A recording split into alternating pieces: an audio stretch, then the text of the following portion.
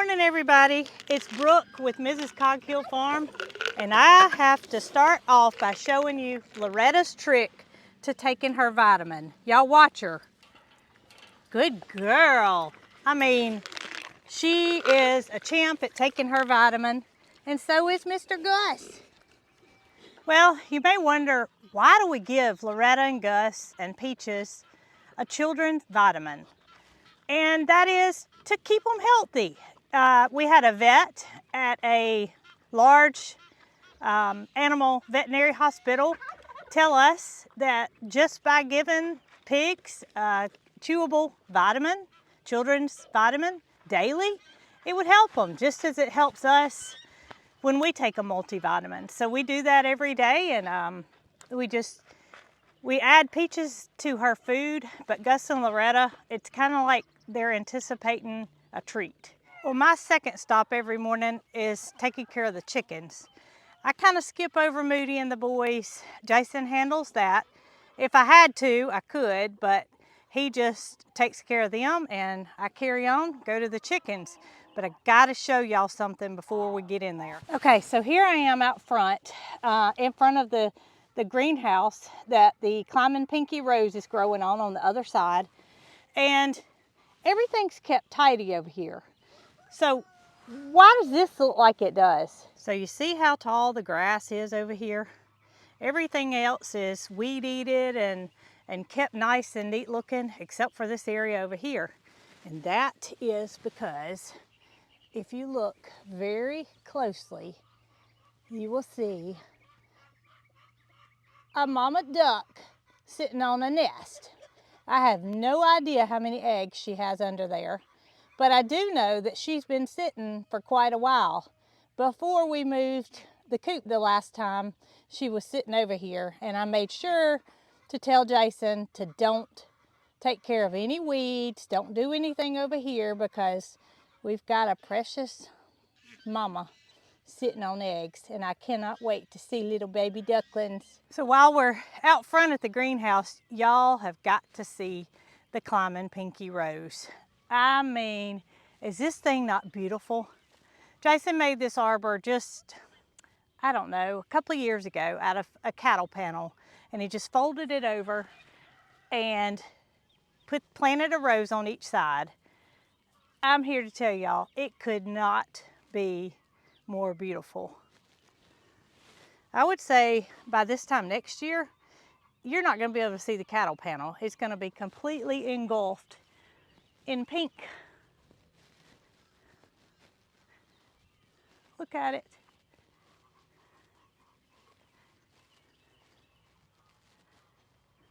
Oh my gracious, it's so beautiful. Well, it's springtime, and that obviously means the chickens have really ramped up their egg production. And when I go take care of them this morning, I'm going to take y'all with me. We're going to see just how many eggs we come up with. Good morning, ladies. Have you all had your turn in the box to lay your beautiful egg? All right, let's see what we got. Quite a few eggs this morning, in all different beautiful colors.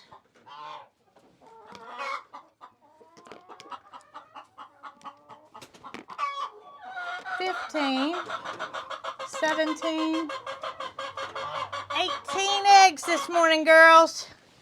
And it looks like I got a couple in there. Yeah, I see. Oh, goodness. We got 1, 2, 3. We got 4 hens in there now, so that's at least 4 more eggs, but we're not going to gather again today. I'm headed to the barn to put eggs up and take care of goats and Peaches and everything else, but I got to stop and show y'all the goslings. Look at how much they've grown. I mean, babies don't keep, do they? Hey, Goldie. Still hanging out with her parents, but my, they have grown. And my morning farm chores would not be complete without my sidekick.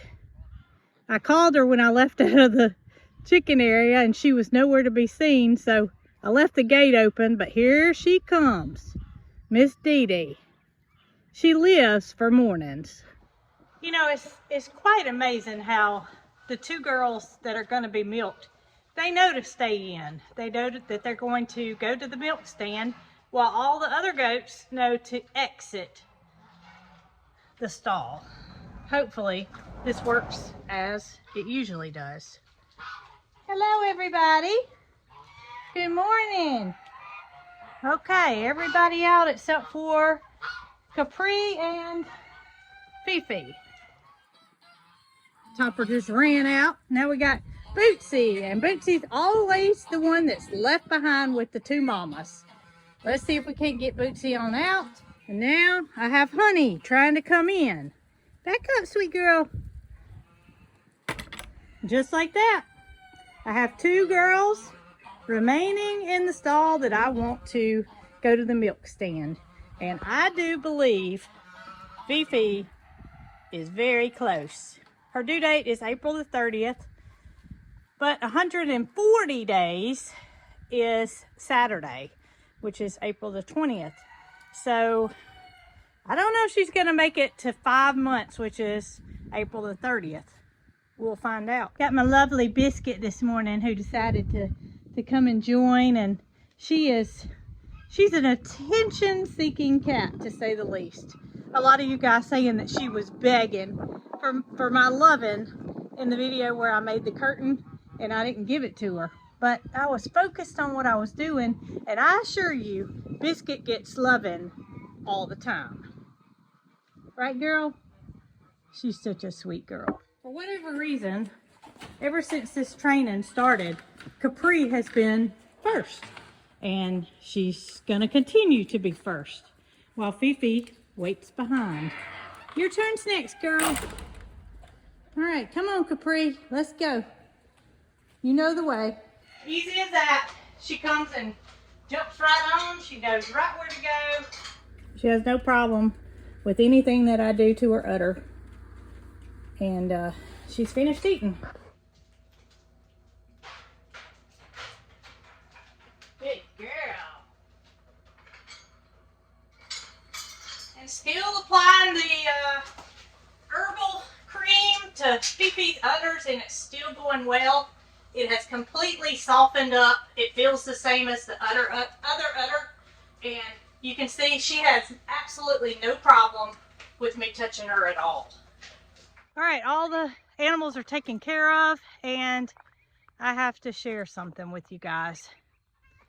Last video, I did an update on the Victorian Crown Pigeons, and I thought it would be in their best interest if I added another nesting platform with materials for them to build under cover.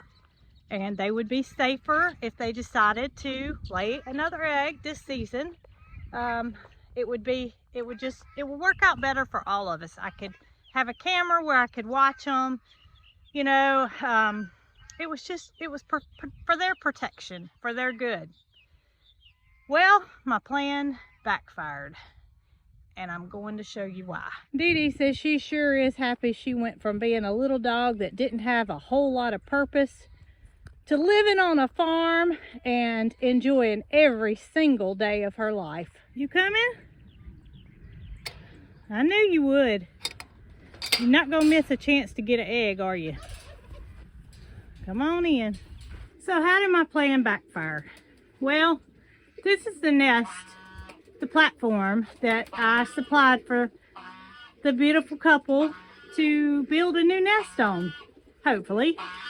And I put some materials down on the floor for them to do that with. This is how it backfired. They took all those materials that I brought in here for them to build a new nest with, and they spruced up the old nest. And they are still doing so. So, while I say it backfired, I don't think that they think it backfired at all. I think they think that this was just what they needed to lay that second egg. And you can see the green cedar there in the top. Everything that I supplied for them has been added to this nest. Not much I can do. Nature wins. The birds win. They're obviously gonna go back to the old nest. In the morning, in the early morning, when Jason and I are having coffee, first thing I do is look out here, and both of them have been taking turns fixing this nest. However, when I come out here and try to get it on camera, they're finished with their work. But I really don't think it's gonna be long before we have another egg. Why would they be fixing up this nest if they had no desire for her to lay another egg this season? It's just, to me, it's evident. I hate where it is, but it is what it is, and they're gonna do what they want to do. So, you know, I'm just glad that instinct is still there. They obviously haven't given up. If they had, they wouldn't be working on the nest. So I would call it plan backfired, but maybe in a good way. So y'all stay tuned, and maybe this beautiful pair will let nature take over, and we'll have an egg soon. Y'all be good.